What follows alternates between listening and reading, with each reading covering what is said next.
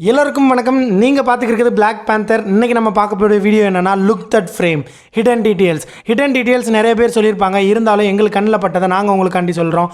வாங்க வீடியோக்குள்ளே போகலாம்.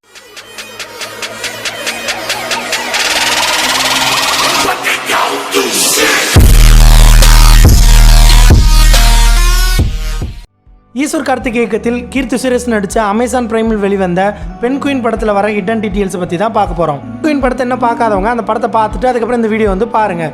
ஸோ நாங்கள் நிறைய ட்விஸ்ட் அண்ட் டர்ன்ஸை ரிவீல் பண்ண போகிறோம். உங்களுக்கு சஸ்பென்ஸ் போடுற மாதிரி ஆயிரும். ஸோ கண்டிப்பாக அந்த படத்தை பார்த்துட்டு அதுக்கப்புறம் இந்த வீடியோ பாருங்கள். படத்தோட ஃபஸ்ட்டு ஃப்ரேமில் த மதர் ஆஃப் நேச்சர்ன்ற ஒரு ஸ்டாச்சு வச்சு இந்த படம் ஒரு மதர் இம்பார்ட்டன்ட் ஜார்னல் மூவின்றது தான் காட்டியிருக்காங்க. அடுத்த சீனில் வர ஒரு கிரேசி உமன்ற புக்கை ஃப்ரேமில் காட்டியிருப்பாங்க.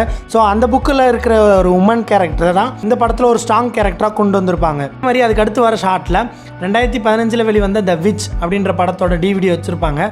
அது பக்கத்துலேயே அவங்க ஃப்ரெண்டு ஃபோட்டோவையும் வச்சு ரிலேட்டட் பண்ணி காட்டியிருப்பாங்க. அது கரெக்டு தான். த விச் படத்தோட கதை என்னென்னா, ஒரு காட்டுக்குள்ளே ஃபார்ம் ஹவுஸில் ஒரு ஃபேமிலி கை குழந்தையோட வாழ்ந்துக்கிற மாதிரி இருக்கும். அந்த கை குழந்தைய ஒரு சூனியக்காரி கடத்தி கொண்டு போய் காட்டுக்குள்ளே வச்சுருப்பான். ஸோ அதே மாதிரி தான் இந்த பெண் குயின் படத்துலையுமே பாவனான்ற பொண்ணு அஜயை கடத்தி கொண்டு போய் காட்டுக்குள்ளே வச்சுருக்க மாதிரி இருக்கும். ஸோ ரெண்டும் ரிலேட்டடாக இருக்கிறனால அந்த படத்தை ஒரு ரெஃபரன்ஸாக அங்கே வச்சது ரொம்பவே நல்லா இருந்தது. கீர்த்தி சுரேஷுக்கு இந்த படத்தில் ரிதம்ன்ற பேர் இருக்கும். பாவனான்றவங்களுக்கு ரிதம் பிடிக்காதுன்றத ஒரு ஃபோர் ஷேடோவாக காட்டியிருப்பாங்க. எப்போன்னா அவங்க அப்பா இறந்தப்போ அவங்க வீட்டில் எல்லா ஃபோட்டோவும் செவரில் மாட்டியிருக்க மாதிரி இருக்கும். பட் ரிதம் இருக்கிற ஃபோட்டோ மட்டும் தனியாக ஒரு செல்ஃபில் இருக்கிற மாதிரி காட்டியிருப்பாங்க. ஸோ இதில் இருந்து பாவனாக்கு ரிதமை பிடிக்காது அப்படின்றத ஒரு ஃபோர் ஷேடோவாக முன்னாடியே காட்டியிருப்பாங்க. அதே மாதிரி பாவனாக்கு ஒரு ஸ்போர்ட்ஸ் மேலே இன்ட்ரெஸ்ட்டுன்றதை கிளைமேக்ஸில் ரிவீல் பண்ணுவாங்க. ஸோ அதையும் கவர் பண்ணுற மாதிரி முன்னாடி அவங்க வீட்டில் அந்த கப்பெல்லாம் அழகாக அடுக்கி வைக்கிறத கரெக்டாக கவர் பண்ணி வச்சுருப்பாங்க. ஸோ அதுவும் நல்லா இருந்தது. இந்த படத்துக்கு பெண் குயின் பேர் வச்சது மட்டும் இல்லாமல் அந்த பெண் குயினை நிறைய இடத்துல யூஸ் பண்ணியிருப்பாங்க. எங்கன்னா அஜய்க்கு கதை சொல்லும் போது அந்த இடத்துலையும் ஒரு பெண் குயின் டால் வச்சுருப்பாங்க. அது மட்டும் இல்லை, அஜய் காணாமல் போயிட்டான் அப்படின்ற ஒரு பொண்ணு சொல்லும்போது அந்த பொண்ணு போட்டிருக்க பேகுமே பெண் குயின் மாதிரி தான் இருக்கும். அதே மாதிரி அஜய் திருப்பி வீட்டுக்கு வந்துட்டான், அவங்க அப்பா ஒரு கிஃப்ட் பண்ணும்போது பெண் குயினை தான் கொடுப்பாரு.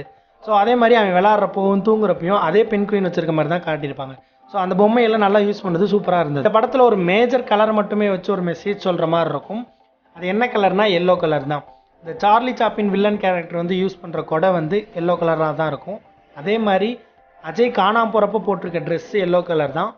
அஜய் 6 வருஷத்துக்கு அப்புறம் திருப்பி கிடைக்கும் போதும் போட்டிருக்க ட்ரெஸ்ஸு எல்லோ கலராக தான் இருக்கும். அஞ்சனான்றவங்க காணாமல் போகிறப்போ போட்டிருக்க ஃபேண்ட் கலர் எல்லோ கலர் தான். அவங்கள கீர்த்தி சுரேஷ் காப்பாற்றும் போது அவங்ககிட்ட இருந்த சாலை போற்றி விடுவாங்க. ஸோ அந்த சால் கலரும் எல்லோ கலர் தான். ஸோ இந்த எல்லோ கலரை வச்சு இவங்க என்ன மெசேஜ் சொல்ல வராங்கன்னா, எல்லோ கலருக்கு இன்னொரு மீனிங் துரோகம். ஸோ இந்த துரோகம் இவங்க கூட இருக்கிறவங்களே இவங்க துரோகம் பண்ணுறாங்க. இந்த மெசேஜை தான் இந்த படத்தில் சொல்ல வந்திருக்காங்க. அது கலர் மூலியமாக கன்வே பண்ணது ரொம்பவே நல்லா இருந்துச்சுன்னு சொல்லலாம். இதே எல்லோ கலரை வச்சு இந்த படத்தில் 2 வில்லன்றதை முன்னாடியே நம்மளுக்கு காட்டியிருப்பாங்க. அது எப்போனா, சார்லி சாப்பின் யூஸ் பண்ணுற கொடை எல்லோ கலர், ஓகேவா. அதே மாதிரி ஒரு சீனில் கீர்த்தி சுரேஷோ ஒரு வில்லன் ஃபாலோ பண்ணுற மாதிரி இருக்கும். ஸோ அந்த சீனில் நல்லா நோட் பண்ணி பார்த்தீங்கன்னா அவங்க யூஸ் பண்ணுற கொடை பிளாக் கலரில் இருக்கும். ஸோ நம்மளுக்கு முன்னாடியே தெரிஞ்சிடும் இதில் நம்மளுக்கு 2 வில்லன் இருக்காங்கன்னு. ஸோ அந்த பிளாக் கலர் கொடை அந்த டாக்டராக தான் இருப்பார். அது பின்னாடி இந்த படத்தில் ரிவீல் பண்ணுவாங்க. பாவனா அப்பா இறந்த சீனில் அஜய் காணாமல் போகிறப்போ கண்டுபிடிக்கிறது கதிராக தான் இருப்பார். அதே மாதிரி பாவனா அஜய் கடத்தி கொண்டு போய் வச்சுருக்கப்போ அஜய் கண்டுபிடிக்கிறதும் கதிராக தான் இருப்பார். But our இறந்துருவார். ஸோ இறந்ததை இவங்க கண்டுபிடிக்க கூடாதுன்றதுக்காண்டி ஒரு ஹாஸ்பிட்டல் சீனில் பாவனா அபிட்ட சொல்லுவாங்க, அவனுக்கு தெரிய வேணாம், சஸ்பென்ஸாக இருக்கட்டும் அப்படின்னு சொல்லுவாங்க. ஸோ அப்போ தான் அவங்க கதிரை பற்றி நினைக்காம இருப்பாங்க. ஸோ அதனால தான் அந்த சீனை அவங்க வச்சுருக்காங்க. அது நல்ல கண்டினியூட்டாக இருந்துச்சு. அஜய் கிடச்சக்கப்புறம் வர ஹாஸ்பிட்டல் சீனில் அந்த டாக்டர் சொல்லுவார், அஜய்க்கு டிஸ்கம்ஃபர்ட் இருக்குது, நர்ஸை யாரையும் தொட விடலை அப்படின்னு சொல்லுவார். நீங்கள் நல்லா நோட் பண்ணி பார்த்தீங்கன்னா அந்த டாக்டர் டச் பண்ணி தான் ட்ரீட் பண்ணுவார். அவங்க அப்பாவும் டச் பண்ணி தான் இது பண்ணுவார். ஸோ அப்போல்லாம் அவன் டிஸ்கம்ஃபர்ட்டாக ஃபீல் பண்ண மாட்டான். பட் பாவனா என்னை ஞாபகம் இருக்காடா அப்படின்னு சொல்லி டச் பண்ணி பேசுவாங்க. ஸோ அப்போ மட்டும்தான் அவன் டிஸ்கம்ஃபர்ட்டாக ஃபீல் பண்ணுவான். ஸோ அப்போயே தெரியும் இவங்க 2 பேருக்குள்ளே ஏதோ ரிலேட்டட் இருக்குன்றதை ஒரு ஃபோர் ஷேடோ மூலமாக சொல்ல வந்திருப்பாங்க. ஒரு ஹாஸ்பிட்டல் சீனில் ரகுவும் ரிதமும் பேசியிருக்கும்போது பின்னாடி லைஃப் இஸ் பஸ்ஸில் அன்சால்வ்டுன்னு இருக்கும். ஸோ அந்த டயலாக்கும் இவங்க லைஃப்பும் கிட்டத்தட்ட ஒரே மாதிரி தான் இருக்கும். அதே மாதிரி அந்த ஒரு பஸ்ஸில் மட்டும் ஒரு ஸ்டெடஸ்கோப் பிரிச்சிருக்க மாதிரி இருக்கும். அதை ஜாயின் பண்ணிவிட்டு அந்த பஸ்ஸில் சால்வ் ஆன மாதிரி இருக்கும். அதே மாதிரி தான் இந்த கதையில் ஒரு யார் கடத்திருக்கான்ற தெரியாததை டாக்டர் ரிவீல் பண்ணுற மாதிரி இருக்கும். அது 2க்கும் கனெக்ட் ஆகிற மாதிரி அந்த ஸ்டில் வச்சது அது சூப்பராக இருந்தது. நெக்ஸ்ட்டு அந்த டாக்டருக்கும் கீர்த்தி சுரேஷுக்கும் ஒரு கான்வர்சேஷன் சீன் இருக்கும். அது இருக்கிறதுல அந்த சீன் தான் படத்திலே சூப்பராக இருக்கும். ஸோ அந்த சீனில் அந்த டேபிளில் டாக்டர் எழுதியிருப்பாங்க, லுக் அரௌண்ட் யூ, உன்னை சுற்றி தான் அந்த கல்ப்ரேட் இருக்கான், அதை யோசி அப்படின்னு சொல்லி சிம்பாலிக்காக சொல்லிட்டு போயிருப்பார். ஸோ அந்த சீனுமே சூப்பராக கன்வே ஆகிருக்கும். அதே மாதிரி அவர் சொல்கிற டயலாக்குமே சூப்பராக இருக்கும். பார்க்குற கோணம் மாறினா எல்லாமே தப்பாயிரும் அப்படின்னு இருக்கும். ஸோ அந்த டயலாக் வந்து சூப்பராக அந்த படத்தில் கன்வே ஆகிருக்கும். அது நல்லா கோஆர்டினேட் பண்ணி எடுத்திருப்பாங்க.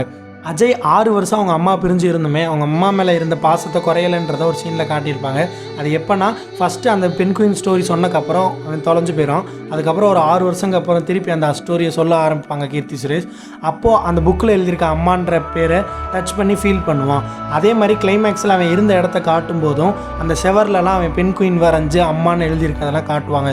ஸோ இன்னுமே அந்த 6 வருஷம் அவங்க அம்மா மேலே வச்சிருந்த பாசம் குறையாமல் இருந்ததை நல்ல கோஆர்டினேட்டராக காட்டியிருப்பாங்க. அஜய் வரைஞ்ச நிறைய பிக்சரை காட்டுவாங்க. அதுலேயுமே ஹிண்ட் அண்ட் க்ளூ நிறைய இருக்கும்.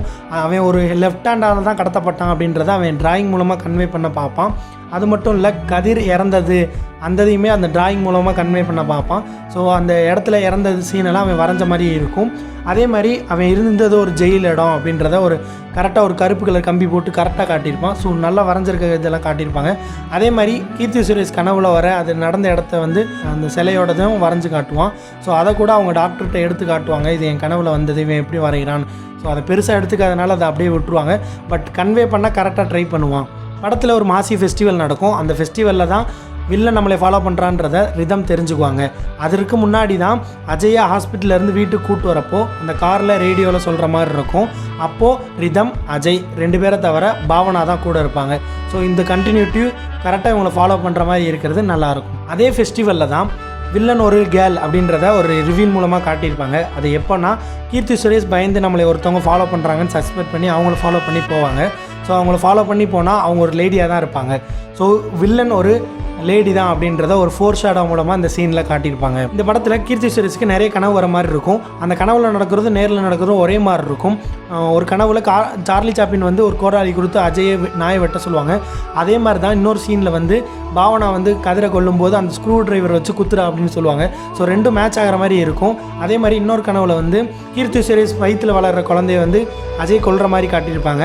அந்த குழந்தைக்கு ஆபத்து இருக்கிற மாதிரி காட்டியிருப்பாங்க. ஸோ அதே மாதிரி தான் லாஸ்ட்டில் கிளைமேக்ஸ்லையும் அந்த வயிற்றில் இருக்க குழந்தை ஆபத்தில் இருக்குன்றத முன்னாடியே ரிவீல் பண்ண மாதிரி காட்டியிருப்பாங்க. இந்த படத்தில் ஹீரோவோட மெயின் ரோல்னால் அந்த டாக் தான். அந்த டாகுக்கு பேர் வந்து சைரஸ். சைரஸ்ன்றா ஃபேர் சைட்டட் அப்படின்னா தொலைநோக்கு பார்வை. இந்த படத்தில் அந்த பேர் வச்சது நல்ல அமைப்பாக இருந்துச்சுன்னு சொல்லலாம். அதே மாதிரி தான் அந்த டாகும் நிறைய தொலைநோக்கு பார்வையாக நிறைய கண்டுபிடிக்கிற மாதிரியும் வச்சுருந்தாங்க. அது சூப்பராக இருந்துச்சு அந்த கேரக்டர். எல்லாருக்குமே ஒரு டவுட் இருக்கும், அஜய் ஏன் முன்னாடி பேசலை இப்போ ஏன் பேசுகிறான்றது தான். அதே டைரக்டர் முன்னாடியே ரிவீல் பண்ணியிருப்பார். எப்போன்னா ஒரு சீனில் டாக்டர் சொல்லுவார், அஜய்க்கு எப்போ ஹை பீக் ஆஃப் எமோஷன் வருதோ அப்போ தான் அவன் பேச ஸ்டார்ட் பண்ணுவான்னு. அதேமாதிரி லாஸ்ட்டில் அவங்க அம்மா கஷ்டப்பட்டு அவளை கஷ்டத்துலேயும் அவனை காப்பாற்றும் போது அவனுக்கு ஹை பீக் ஆஃப் எமோஷன் கிடச்சி பேச ஆரம்பிப்பான். ஸோ அதை டேரக்டர் முன்னாடியே ரிவீல் பண்ணது நல்லா இருந்தது. டேரக்டர் வந்து படத்தை ஸ்டார்டிங்லேயும் எண்டிலையும் ஒரு கண்டினியூட்டி வச்சு முடிச்சிருப்பார். ஃபஸ்ட்டு ஃப்ரேமில் வர ஒரு மதர் ஆஃப் நேச்சர்ன்ற ஒரு ஸ்டாச்சுவில் லெஃப்ட் ஹேண்ட் உடஞ்சிருக்கும். ஸோ அந்த படத்தோட வில்லன் லெஃப்ட் ஹேண்ட் தான்றதை இங்கேருந்தே க்ளூ கொடுக்க ஸ்டார்ட் பண்ணியிருப்பாங்க. லாஸ்ட்டில் அந்த மதர் ஆஃப் நேச்சர் காட்டும்போது அந்த லெஃப்ட் ஹேண்ட் ஃபுல்ஃபில் ஆகிருக்கும். ஸோ அந்த படம் ஃபுல்ஃபில் ஆயிடுச்சுன்றதை க்ளீனாக முடிச்சிருப்பாரு டேரக்டர். இந்த படத்தோட ஸ்டார்டிங்கில் ரிதம் வந்து அஜய்க்கு ஒரு பெண் குயின் ஸ்டோரி சொல்லுவாங்க. அந்த ஸ்டோரியை நல்லா கவனித்து பார்த்தீங்கன்னா இந்த படத்தோட ஸ்டோரி தான் அந்த பெண் குயின் ஸ்டோரியாக இருக்கும். ஸோ அதுலேயுமே அம்மா அஜய் அப்படின்னு எழுதி கரெக்டாக அதை கண்டினியூட்டியாக காட்டியிருப்பாங்க. அதே மாதிரி லாஸ்ட் சீன் கிளைமேக்ஸில் அந்த கதையை ஃபுல்ஃபில் பண்ணுற மாதிரி சொல்லுவாங்க. அந்த பெண் குயினை கூட இருந்த பெண் குயின் தான் துரோகம் பண்ணியிருக்குன்றத இந்த கதையை லாஸ்ட் கண்டினியூட்டியோட டேரக்டர் முடிச்சிருப்பாரு. அது சூப்பராக பர்ஃபெக்டாக கண்டினியூட்டியாக வந்திருக்கும். இந்த படத்துக்கு என்ன தான் நிறைய பேர் நெகட்டிவ் கமெண்ட்ஸ் கொடுத்தாலும் டேரக்டரும் அவங்க டீமும் ஒவ்வொரு ஷாட்டும் ஒவ்வொரு ஃப்ரேமும் பார்த்து எடுத்துருக்காங்கன்னு தான் சொல்லணும். ஸோ ஒரு படத்தை குறை சொல்கிறது ஈஸி, அது சரியாக எடுக்கிறது தான் கஷ்டம். இந்த மாதிரி படம் கொடுத்த டேரக்டர் ஈஸ்வர் கார்த்திக் அவர்களுக்கும் ப்ரொடியூசர் கார்த்திக் சுப்ராஜ் அவர்களுக்கும் ரொம்ப நன்றி. இந்த படத்தில் நாங்கள் விட்ட நீங்கள் நோட் பண்ண ஏதாச்சும் ஒரு ஹிடன் டீட்டெயில்ஸ் இருந்தால் கீழே கமெண்ட் பண்ணுங்கள், மறந்துடாதீங்க. இதே மாதிரி உங்களுக்கு பிடிச்ச மூவியை நாங்கள் ஹிடன் டீட்டெயில்ஸ் எடுக்கணும்னா அந்த மூவியும் கீழே கமெண்ட் பண்ணுங்கள். நாங்கள் எங்களால் முடிஞ்ச பெஸ்ட்டாக கொடுக்குறோம். மறக்காமல் இன்னும் நம்ம சேனலை சப்ஸ்கிரைப் பண்ணாமல் இருந்தால் சப்ஸ்கிரைப் பண்ணுங்கள், லைக் பண்ணி ஷேர் பண்ணுங்கள். நன்றி, வணக்கம்.